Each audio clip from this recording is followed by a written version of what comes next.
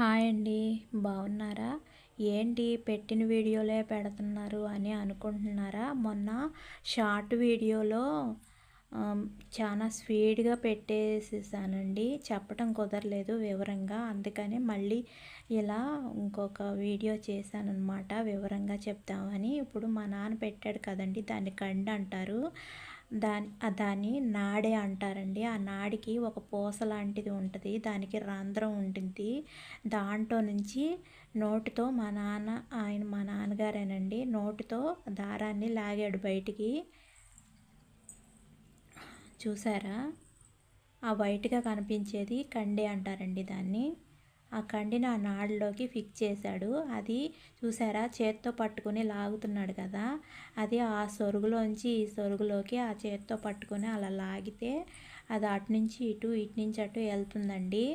అక్కడ మనకి కిందకి, పైకి ఎళ్తున్నాయి కదా!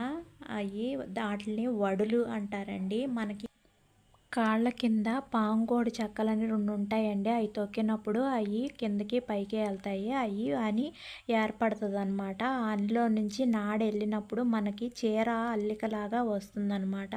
అది చూస్తున్నారు కదా! దాన్ని చైన్ డాబీ అంటారండి. దండలాగా ఉంది కదా! అది మనకి చీర అంచు ఉంది కదండీ! ఆ అంచు అది కదిలినప్పుడు మనకు అంచు డిజైన్ పడతదనమాట. ఆ తెల్లగా దారాలు కనిపిస్తున్నాయి గదా! అయి కూడా అంచుకు సంబంధించినియే.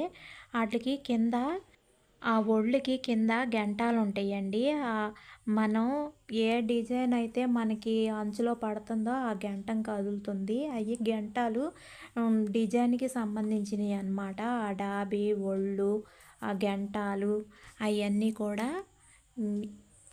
అది అంచుకు సంబంధించిందేనండి. ఇటు పక్కన అంచు దగ్గర ఉంది చూడండి వైలెట్ కలర్‌లో ఒళ్ళున్నాయి కదా! పసుపు దారాలు కనిపిస్తున్నాయి కదా! నిలువుగా ఈటిల్ని ఒళ్ళు అంటారు. ఆటిలి కింద గంటాలుంటాయండి. అయి మనకి అంచు వస్తుందనమాట. అవి అంచుకు సంబంధించినయనమాట అయి. ఇటు పక్కన కూడా చూడండి. ఇటు పక్కన కూడా ఉంది. ఇటు చిన్నగా ఉంది అంచు. ఇటేమో పెద్దగా ఉంది కాబట్టి అన్ని ఒళ్ళొచ్చినియి. ఆటిలి కింద గంటాలుంటాయి కింద. మనకి చీరలో ఏ డిజైన్ అయితే వస్తుందో ఆ డిజైను అంచు వచ్చినప్పుడు ఆ డిజైన్ గంటం అయితే కదులుతుందనమాట. ఇయి చూసారా కండ్లు మా అమ్మ చుడుతుంది. ఇయేనండి ఇందాకడ మా నాన్న మగ్గంలో ఏసింది. చీరంతా పూర్తయిపోయిన తర్వాత ఇలా ఉంటదనమాట. చూసారా ఎంత బాగుందో! ఇదేమో బ్లౌజ్ పీస్ అండి. వైలెట్ కలర్‌లో వచ్చింది. నెమిళ్ళ అంచు వచ్చింది. పెద్ద అంచండి. చేనేత పట్టు చీర.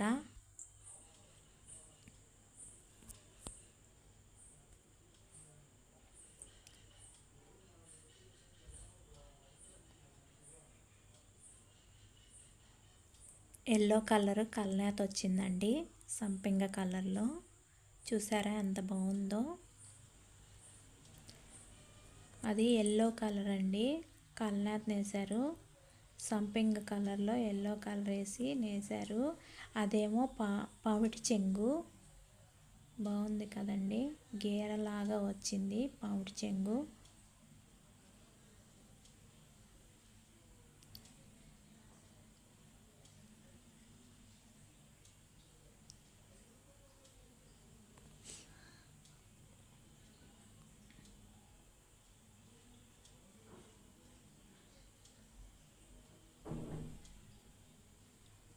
ఇది ఇంకొక చీరండి. కానీ అన్నీ కూడా ఇంచుమించు ఒకే రంగులాగా ఉంటుంది.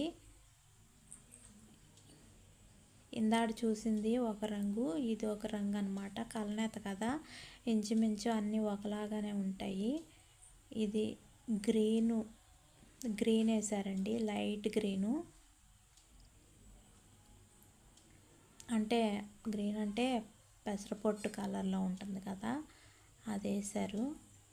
ఇది కూడా ఇందాడ చూసిన చీరలాగానే ఉంటుంది. కొద్దిగా ఇంచుమించు కాకపోతే అది కొంచెం నిండుగా ఉంటుంది. ఇదేమో కొద్దిగా లైట్గా ఉంటుంది. అదండి పమిటి చెంగు అండి అది. ఆ పమిటి చెంగు చూస్తున్నారు కదా! వాటికి ముళ్ళు వస్తాయండి. ముళ్ళు వేస్తే చీర ఇంకా లుకింగ్గా ఉంటుంది. ఇంకా ముళ్ళు వేయలేదు. ముళ్ళు వేసినప్పుడు కూడా ఒక వీడియో తీసి పెడతానండి. చూసారు కదా! ఈ నేత చీరలు అయితే నేత నేసేవాళ్ళు అయితే కట్టుకోలేరండి, ఎందుకంటే అవి కాస్ట్ ఎక్కువ ఉంటాయి కదా. ఆ కాస్ట్ రెండు చీరలు తీసుకుంటే ఆ మజూరి కాస్త అయిపోతుంది, వాళ్ళకి తినడానికి ఉండదు, అందుకని వాళ్ళు తీసుకోరనమాట. ఇవి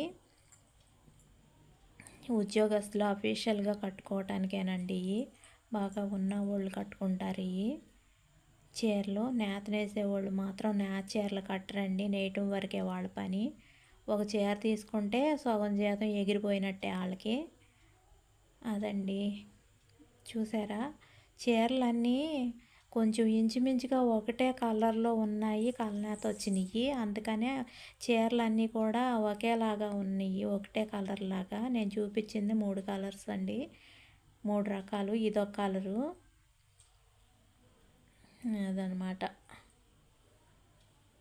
ఇంచుమించు ఒకలాగానే ఉన్నాయి కలర్స్ దగ్గరగా. ఏంటి ఒక చీరనే అన్నిసార్లు చూపిస్తున్నారు అనుకుంటున్నారా? అవి ఒకలాగానే ఉన్నాయండి, కానీ వేరే వేరే కలర్లు అనమాట, దగ్గర కలర్లు.